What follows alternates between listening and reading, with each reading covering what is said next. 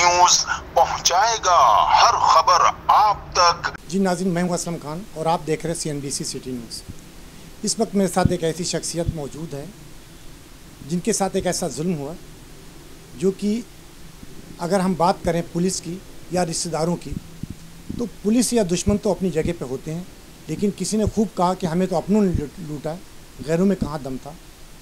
तो मेरे साथ मौजूद हैं फरहान अली खान साहब। आइए उन्हीं की तरफ चलता हूँ और उन्हीं से पूछता हूँ कि असल कहानी क्या है, आया क्या हुआ इनके साथ, हकीकत क्या है। इन्हीं की ज़ुबानी सुनाता हूँ कि असल कहानी क्या है। आइए चलता हूँ। सर, मेरा नाम फरहान अली खान है। फरहान साहब, ये बताएं कि आपके साथ वाक़या क्या हुआ, हकीकत क्या है, हमारे नाज़रीन को थोड़ा सा बताएं। सर, मसला ये है कि 2008 में मैंने घर ख़रीदा, ठीक है। अच्छा, वहाँ पे मैंने अपना पूरा मेडिकल सेंटर बनाया, वहाँ मेरा काम अच्छा चल रहा था। अच्छा, फिर मेरी बहन के साथ मसला हुआ, बहनोई के साथ। बहनोई मेरा कुछ काम नहीं करता था, वो आए दिन मुझसे आके कहती थी। तो मैंने कहा ठीक है, आप मेरा ऊपर का फ्लोर खाली है, वहाँ पे आके आप रह लो। तो मैंने उसको रहने के लिए जगह दी। रहते रहे तकरीबन 12 साल तक रहते रहे। फिर मैंने कहा भाई मुझे अपना सेंटर बढ़ाना है, तो आप ना कुछ और कहीं और जगह देख लो। तो उस पर बहनोई मेरे ऊपर आए दिन केस करते रहे, पुलिस को बुलाते रहे, जाते रहे जेल, थाने जाते रहे, वहाँ में सॉर्ट आउट हुए, फिर आते रहे, ऐसे चलता रहा। 21 तारीख को उन्होंने क्या करा कि मेरे ऊपर झूठी FIR दर्ज करके मुझे लॉकअप करवा दिया। और लॉकअप के दरमियान ही, लॉकअप में ही मुझसे ज़बरदस्ती वो साइन करवा लिया, पेपर पे साइन करवा लिए कि ना कंप्रोमाइज़ वाला पेपर बनवाया मुझसे कि ना अब ये सेंटर बंद कर दो। तो हमने इसके उस पर आपकी FIR। किसने कहा आपसे? पुलिस ने कहा? वहाँ पुलिस वाले बैठे हुए थे। अब मुझे ये बताएं, जो आपकी बहन है, ये सगी बहन है या सौतेली है, क्या बात है? जी, मेरी सगी बहन है और बड़ी बहन है मेरी। सगी बहन है और बड़ी बहन है मेरी। ये आपने यानी एक उनकी हमदर्दी के तहत उन्हें कहा कि आएँ और इसमें रह लें। और किराए पे रहते थे क्या वो लोग? जी, ये लोग पहले फ्लैट में किराए पे रहते थे, इनके किराया नहीं निकल रहा था, मसले हो रहे थे। तो फिर मैं ये सोची कि यार परेशान हो रही है, बड़ी बहन है मेरी, मैं इसको ला के यहाँ पे, मेरी जगह खाली है, किसी काम की नहीं, तो इन लोगों को मैं दे दूँ, मेरी बहन को सहूलत हो जाएगी। तो अब कुछ साल ये तकरीबन 10-12 साल रहते रहे। फिर इसके बाद इनकी नीयत ख़राब हुई, फिर मैं अपना एक्सटेंड करना चाहा सेंटर। तो इस पर मसले मसाइल करने लगे, आए दिन पुलिस को बुलाना, लड़ाई झगड़ा करते रहना, ये मामला तो होते रहे। फिर 21 तारीख को इस सीन हुआ, इस पर झूठी FIR कटवा के। ये मकान आपके नाम है या आपके वालिद साहब? मेरे नाम है। आपने इतना पैसा कहाँ से लेके आया? आपने मकान ख़रीदा है या वालिद साहब के थ्रू प्रॉपर्टी थी इसलिए बहन ने उस पर कब्जा किया? नहीं, तो मैं तो अपना कारोबार करते थे ना पहले भी, और मैं ऑनलाइन भी काम करता हूँ। नहीं, देखें फरहान साहब, दो वाक़े होते हैं। एक तो माँ बाप की प्रॉपर्टी होती, उसमें बहन भाइयों का भी हक होता है, लेकिन ये प्रॉपर्टी जो आपकी निजी थी या ये मेरी निजी थी, ये मेरी निजी प्रॉपर्टी थी। इसमें बहन भाई किसी का भी कुछ भी नहीं था इसमें। ये मेरी अपनी निजी आज़ादी प्रॉपर्टी थी, इसमें किसी का भी कोई वो नहीं था।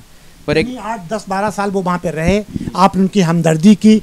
उसके बाद जब आपने कहा कि हमें खाली कराना चाहे, तो उस पर आपके बहनों ने बदमाशी की? जी हाँ, बहनों ने ये बदमाशी करने लगे। अब बहनों ये कि आए दिन पुलिस को बुला लें, जब कोई वो मामला तो पुलिस को बुला ले, फिर जाए मामला सॉर्ट आउट हो, फिर आ जाएँ, ये चलता है। आपका बहनोई है, उसका कोई सियासी कोई रस्सा कोई है सियासी? पता नहीं, वो भी किसी NGO में काम करता है वो। तो NGO का नाम पता? फिलहाल नूरुल हुदा। और जाली उसने ऑफिस बनाया हुआ है, बिल्डिंग पे, घर पे भी बैनर लगाया हुआ है जाली, उसको जाली ऑफिस बनाया हुआ है, उसकी ब्याह पे काम करता रहता है। उधर से कोई इसका असर उसको निकल गया तो अलग बात है, वरना वो टीचिंग करता है बस। बहनोई का नाम क्या? फारूक सादिक फारूकी। फारूक सादिक। बहन की शादी कितने दिन पहले? क्योंकि बड़ी होंगी आपसे पहली शादी? जी, ये इनकी शादी को हो गए मेरे ख्याल में 13-14 साल हो गए, 13-14 साल। यानी आपके जो वालिद साहब हैं या जो और भी आपके भाई होंगे, यकीनन भाई भी होंगे, ख़ानदान के लोग भी हैं, तो ख़ानदान के लोग ये नहीं क्या सपोर्ट कर रहे हैं आपकी, या सब उसकी तरफ है? पूरा ख़ानदान मेरी तरफ है, पूरा ख़ानदान मेरी सपोर्ट में। ये एक तरफ है और पूरा ख़ानदान मेरी तरफ है। ख़ानदान के लोग नहीं कह रहे कि यार आप गैर कानूनी आपने कब्ज़ा किया, उस बेचारे ने तुम्हें हमदर्दी के तहत मकान में रखने को इजाज़त दी और उसके बाद फिर आपने कब्ज़ा किया, तो कोई ऐसा नहीं असरदार बंदा आपके बड़े हों, उन्हें बैठ के बात करें? सब ने कोशिश की, बहुत समझाया, पर वो समझने में राज़ी नहीं है। वो सही बात ही नहीं करते, उल्टी सीधी बात करते हैं। कोई मसला करो तो जाके उल्टे सीधे हंगामा कर देते हैं, मोहल्ले को जमा कर देते हैं। नाज़रीन, आपने देखा कि ये फरहान अली खान साहब हैं, इन्हीं का मकान है और इन्होंने अपने बहन और बहनोई को सपोर्ट करने यानी हमदर्दी करने के लिए कहा कि किराए पे हैं, आएँ हमारे घर में रह लें, क्योंकि यकीनन इससे ख़ास रिश्ता कौन सा होगा। लेकिन किसी ने खूब कहा कि जिसको दूध पिलाया वही आज इन्हें डसने के लिए बैठ गया। इन्हें अंदर भी कराया, पुलिस थाना भी करवाया, इन्हें ठोकरें भी खाना पड़ रही, इन्हीं प्रॉपर्टी भी इन्हीं की कब्जा करी हुई, इनकी सगी बहन है, सगे बहन हुई और इनके साथ पूरा ख़ानदान है, लेकिन वो शख्स किसी की बात मानने को तैयार ही नहीं, क्योंकि उसे वो प्रॉपर्टी चाहिए। आखिर क्यों? तो अब क्या कहेंगे, क्या मुतालबा करेंगे? अब मैं सिंध के आला हुकाम से मैं गुजारिश करूँगा कि सर मेरे छोटे छोटे बच्चे हैं और मैंने 12 साल इसके ऊपर में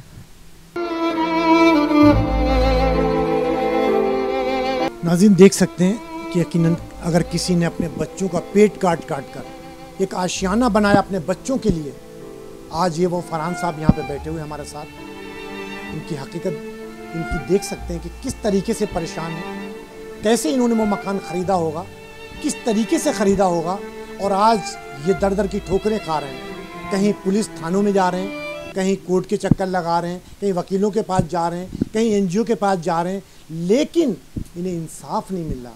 और फिर हम एक चीज़ बताना चाहते, आईजी साहब आपको ये चीज़ सोचना चाहिए कि पुलिस मैटर है ही नहीं, ये तो कोर्ट मैटर है। कोर्ट में जाएं, वहाँ फैसला करेंगे क्या होना है। आखिर पुलिस कौन हुई इनके पर्सनल मैटर में इंटरफेयर करने के लिए? आखिर इनका जो बहनोई है, कहना है कि वो किसी एनजीओ में काम करता, तो मेरा मुतालबा है, मेरी गुजारिश है उस एनजीओ को भी वेरीफाई किया जाए कि आया वो रजिस्ट्रेशन उसकी है भी या वो 2 नंबर तरीके से चला रहे हैं। क्या एनजीओ या कोई तंजीमें अपने कारकुन को ये कहती हैं कि जाएं लोगों को कब्ज़ा करें, किसी गरीब आदमी को तंग करें? ऐसा नहीं है। ना हमारा पाकिस्तान का कानून इस चीज़ की इजाज़त देता है, ना तो कोई एनजीओ, ना कोई पार्टी, ना कोई लोग। आखिर इनके साथ ऐसा हो रहा तो क्यों हो रहा? ये बड़े अफसोस की बात है और आईजी साहब इस पर देखें और गौर करें। तो फरहान साहब बड़ा दुख है आपकी इस चीज़ पे और मुझे दुख हो रहा है इस चीज़ पे कि आपके साथ जिस तरीके से हो रहा। तो आखिरी मुतालबा क्या करेंगे, क्योंकि ये जब इंटरव्यू चलेगा हो सकता है कि वो आप लोग को कुछ टारगेट करें, तो क्या हमारे आला हुकाम उन एजेंसियों, उन लॉ एनफोर्समेंट एजेंसी से क्या मुतालबा करेंगे कि आपको कुछ सपोर्ट मिले, क्या करें? बस यही गुजारिश करूँगा आला हुकाम से कि इस इंटरव्यू के बाद मुझे मालूम नहीं क्या होगा, पर इनसे चाहूँगा कि मेरी सिक्योरिटी का कुछ इंतज़ाम करें, बाद में मेरे साथ कोई मसला मसाइल ना हो। अगर कुछ होता है तो इसके ज़िम्मेदार मेरे बहन और बहनोई होंगे। बहन और बहनोई का नाम क्या है ज़रा बताएं? बहन का नाम बहन का नाम अस्मा फ़ारूक और बहनोई का नाम फ़ारूक सादिक फ़ारूकी। नाजरीन इनका आखिरी कहना है कि अगर इस इंटरव्यूज़ के बाद हमारे साथ कोई जानी या माली कोई नुकसान होता है तो उसके ज़िम्मेदार इनके बहन, इनकी बहनोई वो लोग होंगे। अगर किसी को, इनके बच्चों को नुकसान पहुंचा, इनकी प्रॉपर्टी को नुकसान पहुंचा या इनको कोई जानी नुकसान पहुंचा, इसका ज़िम्मेदार इनका बहन और बहनोई होगा। क्यों कि उससे पहले भी वो हरकत कर चुके हैं। तो इसके बाद फिर आप किसी के पास गए कोई मुतालबा या कोई गुजारिश करने? फिर मुझे पता चला यहाँ पे एक एनजीओ है, तो मैं एनजीओ में आया हूँ, इनसे गुजारिश की। तो एनजीओ के उनका नाम क्या है? मैग नाम से एनजीओ है, काजमी साहब ऑनर है उसके ना। तो फिर उनसे वो मेरे राब्ते में, अब उन्हीं से मेरा काम चल रहा है। बस वही मेरे के आगे आपकी सपोर्ट, ये फर्दर प्रोसेस फिर वो कर रहे हैं मेरे सपोर्ट में ना। सर जब मैं लॉकअप में था तो दौरान हिरासत मेरे साथ कंप्रोमाइज़ करवाया गया कि आप इस पर मेडिकल सेंटर मुझे दे दो, हमारा जो केस है ये हम रिटर्न ले लेते हैं। तो इस पर फटाफट काम हुआ, मेरे पर प्रेशर भी बहुत था, तो इस पर फटाफट काम हुआ, फटाफट पेपर बना और यहाँ पेपर साइन हुआ। वहाँ पे 10 से 15 मिनट लगे होंगे, मेडिकल सेंटर पूरा खाली कर दिया, वहाँ फटाफट सब कुछ खाली करवा के सब। यानी मेडिकल आपका लूटा गया इसको? जी हाँ लूटा गया और मैं लॉकअप में था, मेरे पीछे ये सारा काम हुआ। ये आपके पास कोई फुटेज वगैरह है कि हकीकत क्या, क्योंकि आप झूठ तो नहीं कह रहे? जी फुटेज वगैरह सब कुछ है हमारे। बनाई है क्या? जी बनाई है इलाके में बनाई, वहाँ की जो लूट से हुए जो। जी ये फुटेज भी बनी हुई है।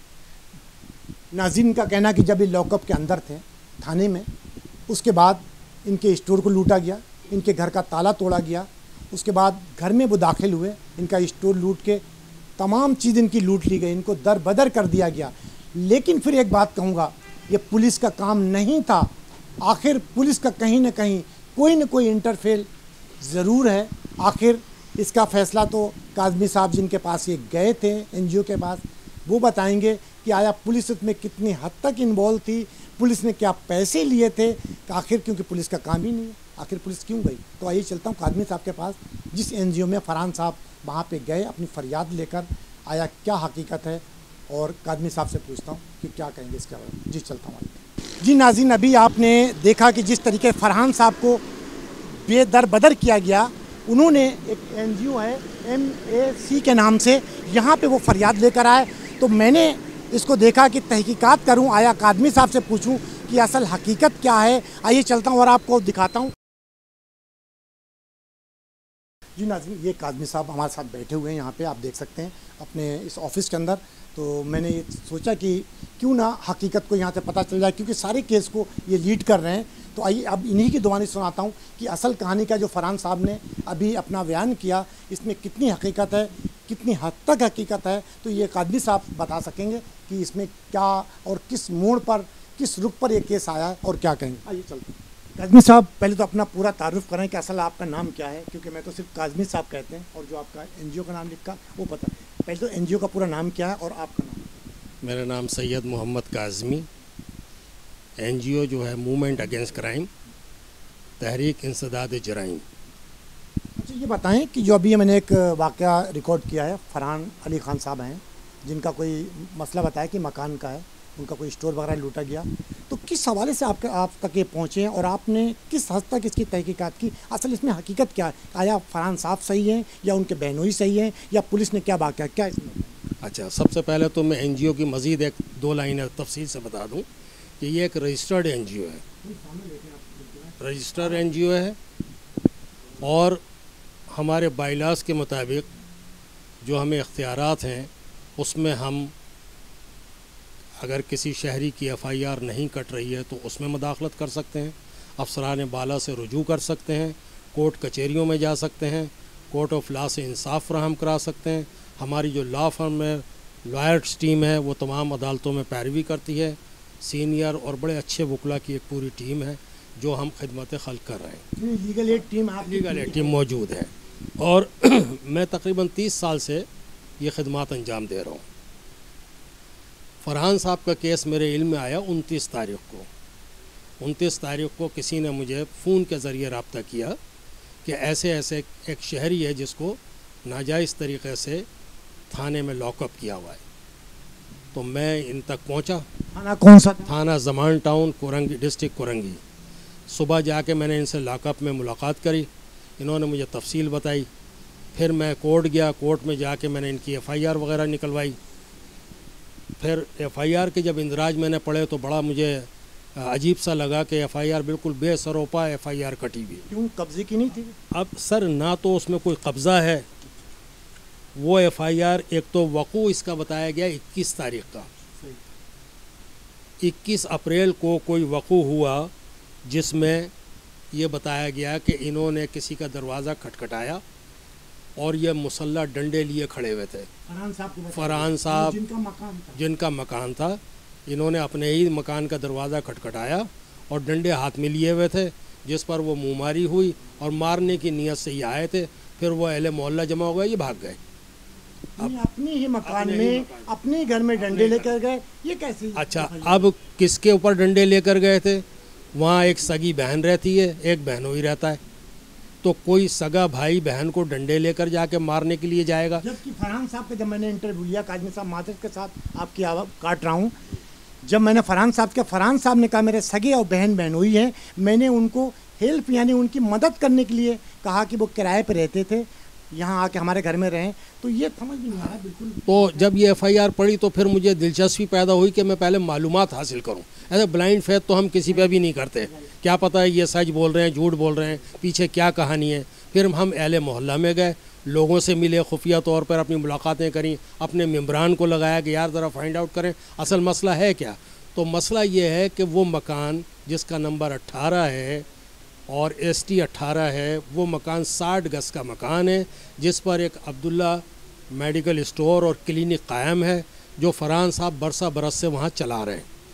वहीं पर इन्होंने एक पोर्शन में अपने बहन बहनोई को रियायतन हमदर्दी के तौर पर रखा हुआ है कि उनकी इतनी औकात और हैसियत नहीं थी कि वो किराए पर कहीं रहते, तो वो हमदर्दी इनके गले आई हुई थी। पता ये चला कि कुछ अरसे से ये उसकी तोसी करना चाहते थे, तामीर करना चाहते थे, बढ़ाना चाहते थे। तो अपने बहन बहनों से कहा कि आप ये मुझे खाली कर दें तो मैं ये बनाऊं, अब आप कहीं अपना बंदोबस्त करें। इस पर वो शख्स बहुत नाराज़ था और वो इनको धमकियां लगाता था, आए दिन वहाँ 15 पे फ़ोन करके पुलिस आती रही है, कभी पुलिस आ गई, कभी कुछ आ गई, कभी शोर शराबा हो गया। अहले मोहल्ला ने कहा भाई बहुत नहायत बदतमीज़ आदमी है, लेकिन उसके असर रुख इतने हैं कि अगर हम उसके साथ झगड़ा करेंगे तो वो हमें भी चर्च रख के बंद करवा देगा। उसके बताया कि वो किसी एनजीओ में काम करता है। क्या एनजीओ मुशर्रफ के दौर में कई 100 एनजीओ उस टाइम बंद हुई थी, तो क्या आप लोगों ने उसकी तहकीकात वो ऐसी नाम निहाद एजेंसी एनजीओस तो बहुत सारी हैं। अब हमारे पास इतना टाइम नहीं होता सर बाल की खाल निकालने जाएं, हम असल हकाइक की तरफ जाते हैं। अब वो किसी भी एनजीओ का होगा खुद ही सामने आ जाएगा। हमारे पास तो मुद्दा एफआईआर थी। एफआईआर के अंदर जो इंदराज हैं, वो सेक्शनें जो लगी हैं वो सब बेलेबल थी, यानी सब बेलेबल थी। उसको नॉन बेलेबल बनाने के लिए पुलिस ने मिली भगत से एक 452 एक दफ़ा लगाई। उसमें 452 जो है ताज़ीरात पाकिस्तान जब लगती है जब किसी औरत की इफ़्फ़त में दखल दिया जाए, खलल डाला जाए, किसी औरत को कपड़ों से पकड़ा जाए, घसीटा जाए, मारा पीटा जाए, तो 452 लग जाती है कि आपने एक औरत की बेहुरमती करी। लेकिन एफआईआर के इंदराज में तो कहीं ये जिक्र नहीं है कि औरत को पकड़ा या औरत को मारा या औरत को धक्के दिए या औरत का ज़ख़म आए या औरत का कपड़े फाड़े गए या खींचा गया। ऐसी कोई चीज़ थी नहीं, तो 452 कैसे लगा दी? 452 मिली भगत साजिश के तहत लगाई गई ताकि मुल्ज़िमान को अपनी कस्टडी में किसी तरह रखा जाए। उसके आखिर आगे जाके उसके असबात मिले, तमाम दलाइल जो हैं वो सामने आ गए कि उनको इसलिए रखा गया ताकि इन्हें ज़्यादा से ज़्यादा अपनी कस्टडी में रख के हरासा किया जाए, टॉर्चर किया जाए और इनसे मनमाने नताइज हासिल किए जाएँ, जिसका तयशुदा प्रोग्राम के तहत पुलिस ने गठजोड़ किया हुआ था कि हम तुम्हें जगह का कब्ज़ा भी दिलाएंगे और इनसे जान भी छुड़ाएंगे, तुम्हें मालिक बना देंगे, इसको फुटपाथ पे ले आएंगे। मकसद है कि पुलिस ने जब इनकी मदद की होगी, इनके बहनोई की, तो कुछ ना कुछ तो इसमें हिस्सेदारी पुलिस की भी होगी। जाहिर है पुलिस की, वह तो बाद में खुलकर आ गई बात। अहले मोहल्ला ने खुद गवाही दे दी कि आइयो यहाँ बार बार चक्कर लगाता है और जब आता है जब खर्चा पानी के इनके तो तकरार होती है, लेके जाता है पैसे वो। और दूसरी अहम चीज़ ये है कि इसमें जो एफआईआर कटवाई बहनोई ने, वो भी हमारे इल्म में आया कि उसने अपने ससुर को मजबूर किया कि अगर तुमने ये एफआईआर में मुद्दई न बने तो फरहान साहब के बाप को, अच्छा फरहान के बाप को मुद्दई क्यों बनाया गया, बाप को बेटे के सामने क्यों खड़ा किया गया? क्योंकि अभी इमरान खान साहब के दौर में एक ला पास हुआ कि बुज़ुर्ग वालिदैन जो हैं कभी भी अपनी औलाद को घर से बेदखल कर सकते हैं और उसमें कोई सुनवाई नहीं। और मैं बीइंग ए मुस्लिम बात कर रहा हूँ कि हमारा माशरा, हमारा मज़हब इस बात की इजाज़त ही नहीं देता कि हम अपने माँ बाप के सामने उफ़ भी करें। तो लिहाजा उसका फ़ायदा उठाने के लिए लोगों ने अपने ज़ईफ़ वालिदैन को ब्लैकमेल करने के सामने खड़ा कर देते हैं, जो मनमाना फ़ैसला कराना होता है अदालत से। ऐसे अभी हाल ही में एक केस और डीजे ईस्ट के पास लगा था, जमीला वर्सेस अदर, तो वो हमने उस केस में भी डीजे साहब, हमारे डीजे ईस्ट जो हैं बहुत समझदार इंसान है, वो मामले की तह तक पहुंच गया और उसने उस बुज़ुर्ग को, बूढ़े इंसान को बाहर निकाल दिया। बोला बाहर जाओ, आपका कोई मसला ही नहीं है, आप कैसे बीच में फरीक बन के खड़े हो गए? वो इसलिए खड़ा हो रहा था कि सर मैं तो देखो ज़ईफ़ आदमी, मेरा बेटा मुझे मारता है। तो कहानी बदलने के लिए यहाँ भी यही हुआ कि इनके वालिद से एफआईआर कटाई गई। वालिद एफआईआर के अंदर जो लफ्ज़ इस्तेमाल कर रहा है कि 21 तारीख को ये वक़ू हुआ था और फिर ये लोग चले गए थे, अब मैं सलाह मशवरा करके 4 दिन के बाद आया हूँ और अपने दामाद को साथ लाया हूँ, अपने दामाद के साथ आया हूँ, लिहाजा मेरी रिपोर्ट दर्ज किया। यानी दामाद अपने ससुर को साथ लेकर गया मजबूर करके। लेकिन हो सकता है कि जो फरहान साहब का बहनोई है, बहन को टार्चर करता हो, उसके बच्चे भी होंगे बहन के, तो हो सकता हो कि उसको कोई प्रेशराइज करके बहन को ब्लैकमेल करता हो। वो ना काम धंधा ना कुछ करता है। इंसान सबसे बड़ा बेगैरत में उसको समझता हूँ जो ससुराल के टुकड़ों पर पले। उसमें अगर तप्पड़ होता तो 12 साल उसको रिहाइश फ्री मिली थी, कहीं छोटा मोटा मकान ले लेता। लेकिन वो बेगैरत तो इसी मकान के ऊपर अपनी नज़रें जमाए बैठा था कि किसी तरह ये साले का मकान छीन लूँ मैं। उसके पास एक ही हरबा था कि ज़ईफ़ बाप को ये तंग करे कि तेरी बेटी को तलाक दे दूंगा वरना तू अपने बेटे के ख़िलाफ़ केस कर और इससे मकान खाली करा। उधर उसने पुलिस के साथ साजबाज करी, पुलिस ने उठा के इनको गिरफ़्तार किया। पुलिस ने इनको 29 तारीख को गिरफ़्तार किया। 25 की एफआईआर, नंबर 1 एक तो डिले एफआईआर है, 21 तारीख की रिपोर्ट पर 25 को एफआईआर की गई, डिले किया, एक तो ये डिले हो गया। अब साजिश ये की गई कि ऐसे दिन गिरफ़्तार करो कि कम से कम 2 दिन इनको कस्टडी में रखा जाए। लिहाजा 29 तारीख को, 29 अप्रैल को शाम को 7-8 बजे के करीब इनको गिरफ़्तार किया गया। और गिरफ़्तार करने के बाद आईओ की बदनीयती देखिए कि इनको अलग कमरे में ले जाके हफ्स बेजा में 4-5 घंटे रखा। एफआईआर तो कटी हुई थी लेकिन गिरफ़्तारी नहीं डाली। अपनी कस्टडी में रखा, वो नाजायज़ था, गैर कानूनी था। अब हफ्से भेजा में जो 4-5 घंटे रखा, उसकी वजह क्या थी? उसकी सीधी वजह ये थी कि 12 बजे के बाद दिन चेंज हो जाएगा, तारीख़ चेंज हो जाएगी, गिरफ़्तारी 12:30 की डालूंगा, 12 के बाद की डालूंगा, ताकि मज़ीद 24 घंटे पुलिस को अपने पास मुल्ज़िमान को रोकने का जवाज़ पैदा हो। क्योंकि ज़ाहिर है जो भी गिरफ़्तारी डलती है 24 घंटे के अंदर जो है उसको मजिस्ट्रेट के सामने पेश करना पड़ता है। वो चाहते ही नहीं थे कि 24 घंटे में, उन्हें थोड़ी पता था कि इतने जल्दी राम हो जाएंगे, लिहाजा इनको कस्टडी में रखा, नेक्स्ट डे फिर रखा। उस नेक्स्ट डे के अंदर इनको इतना प्रेशराइज़ किया, इतना डराया कि इतनी FIR काट देंगे, सारी ज़िंदगी जेल में रहेगा। उधर घर में औरत परेशान, बच्चे रो रहे। उन्होंने कहा भाई जान छुड़ाओ किसी तरीक़े से, क्या करें? उनकी एक ही शर्त थी कि लिख कर दो ये सब कुछ हमारा है और तुम्हारा कुछ नहीं है, फिर तुम्हें छोड़ेंगे। पुलिस ने, इन्होंने कहा मैं अपना वकील करना चाहता हूँ। पुलिस ने इजाज़त नहीं दी कि आप अपना वकील करोगे। पुलिस ने और मुद्दई ने मिली भगत से दोनों तरफ के वकील भी अपने किए, यानी अपना भी वकील उन्होंने अपने खर्चे पे किया, इनका वकील भी अपने खर्चे पे किया। जो अदालत में पेश हुए और वहाँ पेश होकर बोला जी हमने माफ़ कर दिया और छोड़ दिया, और उस पर उन्होंने ज़मानत करा के इनको छोड़ा।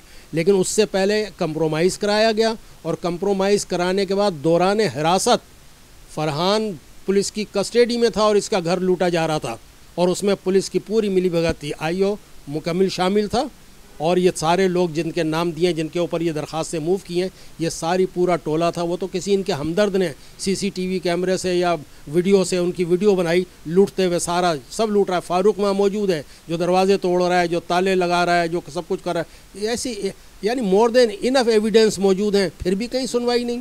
आपने फिर दरख्वास्तें वगैरह कहीं दी? सर हमने दरख्वास्तें दी हैं, होम डिपार्टमेंट में दिए, होम सेक्रेटरी को दिए, IG साहब को दिए, एडिशनल IG साहब को दिए, SSP डिस्ट्रिक्ट कोरंगी को दिए, और इंचार्ज थाना जमान टाउन को दिए।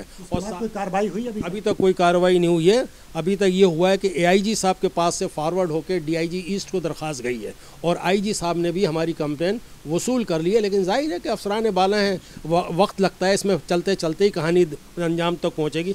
लेकिन अहम चीज़ जो मैं बताना चाह रहा हूँ, जो सबसे अहम इसमें अंदर ये है कि यार SHO थाना मालूम ही नहीं कि वो कहाँ था। उसकी जगह बाहर का आदमी IO ने एक प्राइवेट आदमी को बाहर से हायर करके या अपने यार दोस्त को लाके उसे बतौर SHO मुतारुफ़ कराया, और वो बहैसियत SHO के कमरे में उसकी कुर्सी पर बैठा, और इन मुल्ज़िमान को बुलाकर इनको इतना डांटा उसने, और अपने हाथ से सारे बयानात लिखे, सब कुछ अपने हाथ से उसने कंप्रोमाइज़ लिखा। बहुत बड़ी बात आप बोल रहे हैं, इस तरीके से पुलिस पे इल्ज़ाम लगा रहे हैं। मैं इल्ज़ाम लगा रहा हूँ, मैं तो आपको ये साबित कर रहा हूँ ना, ये हल्फिया बयान देंगे। बुला लें उस बंदे को। उस बंदे का नाम जुनैद इकबाल है।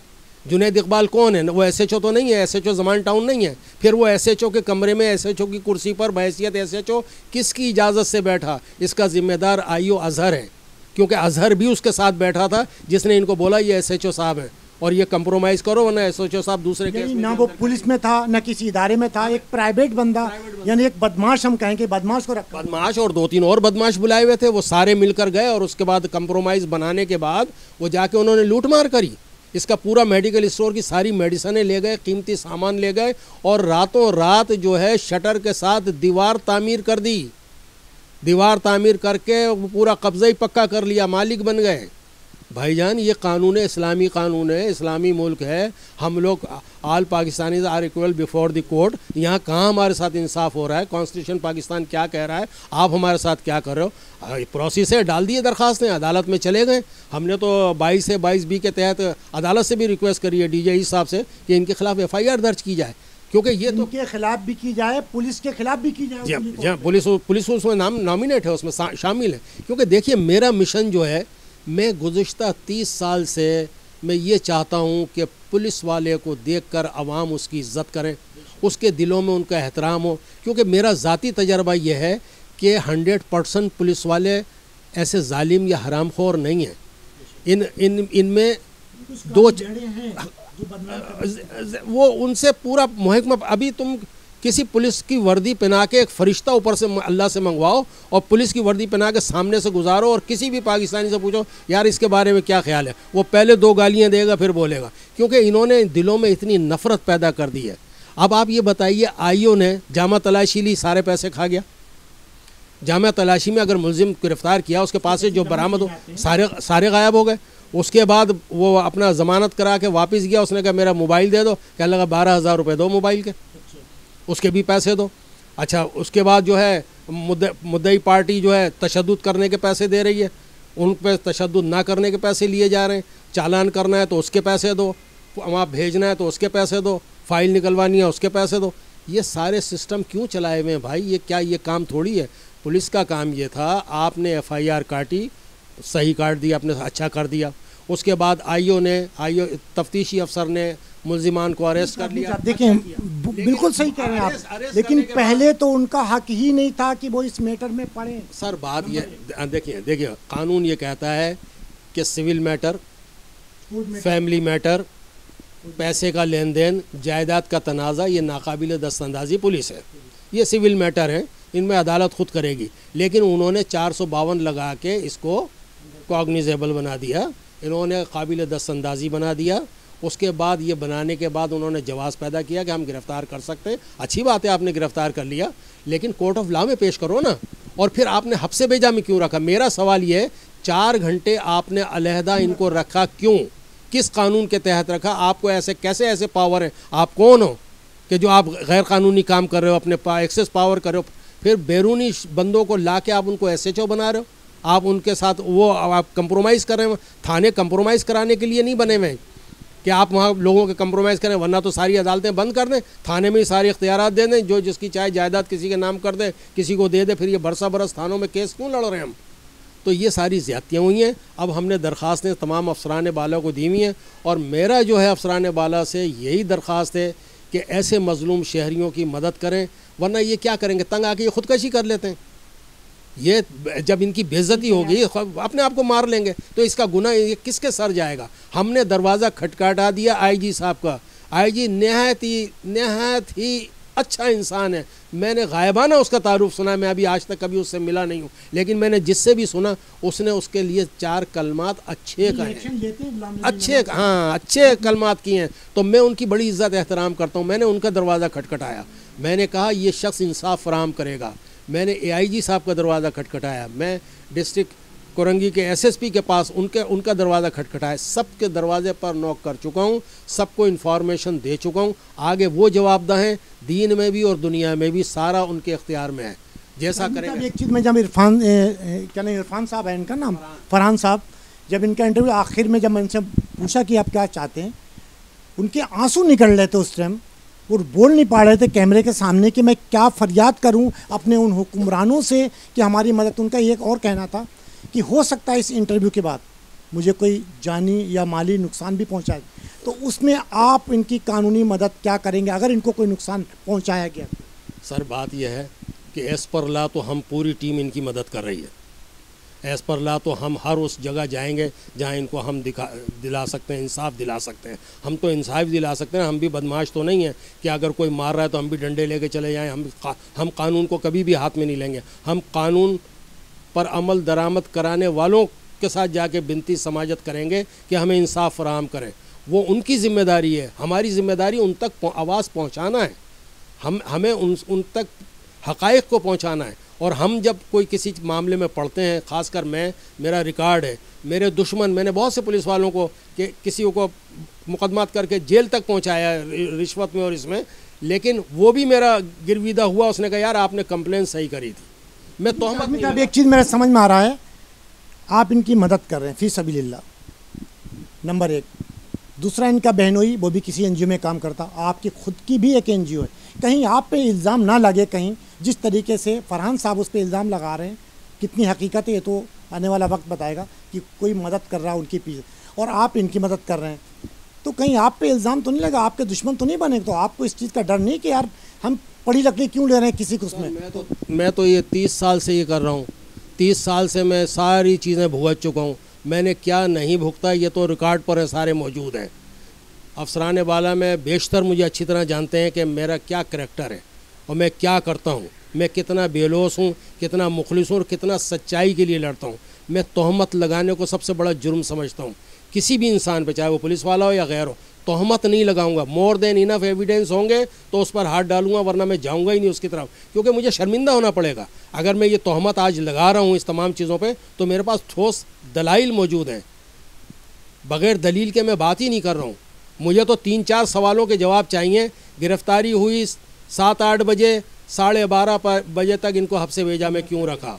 फिर इनको अदालत में 24 घंटे के अंदर क्यों नहीं पेश किया? फिर इनको थाने के अंदर जबरन कस्टडी में रख के मारपीट करके, तशद्दुद करके, डरा धमका के कंप्रोमाइज़ क्यों कराया? फिर कंप्रोमाइज़ कराने वाले आउटसाइडर कौन लोग थे जो SHO बनकर SHO के कमरे में बैठकर अपने हाथ से तहरीरें लिख के इनके मलकियत को दूसरे के नाम ट्रांसफ़र किया? फिर वो कौन लोग थे जिन्होंने इनके मेडिकल स्टोर को लूटा और इनके सामान को लूटा और इनकी जायदाद लूट के इनको फुटपाथ पे फेंक दिया और उन चोरों को, उन हरामियों को, खबीसों को उनका कब्ज़ा दे दिया? वो कहाँ से मालिक बन गए? मेरा ये सवाल है। तो भाई इंसाफ करो, कल को तुमने मरना है, कल कब्र में जाओगे तो वही यही सारे अमल तुम्हारा बिच्छू बन कर घुसेंगे जो तुम्हें ज़मीन में धांसेंगे और काटते रहेंगे। तो इसका खौफ अल्लाह करो। जी नाज़रीन, ये थे काज़मी साहब और जिनकी आपने गुफ्तगू सुनी। इन सारी गुफ्तगू, चाहे वो फरहान साहब हो या काज़मी साहब हो, इन दोनों की बातों से ये पता चला कि असल किरदार जो है वो पुलिस का है, क्योंकि पुलिस ने गलत किया जबकि उसका काम नहीं था कि वो इस चीज़ को इंटरफेयर करे। दूसरा, फरहान साहब की जो बहनोई है, उन्होंने अपने आप को वहाँ पेश किया, पैसे पेश किए होंगे, क्या हुआ होगा इसका फ़ैसला अदालत करेगी। इंशाल्लाह कल किसी और नए मौजू के साथ आपसे मुलाकात होगी। जब तक के लिए अल्लाह हाफ़िज़। पाकिस्तान जिंदाबाद। इस वीडियो को लाइक करें, हमारे चैनल को सब्सक्राइब कर बेल आइकन ज़रूर प्रेस करें हमारी न्यू वीडियो सबसे पहले देखने के लिए।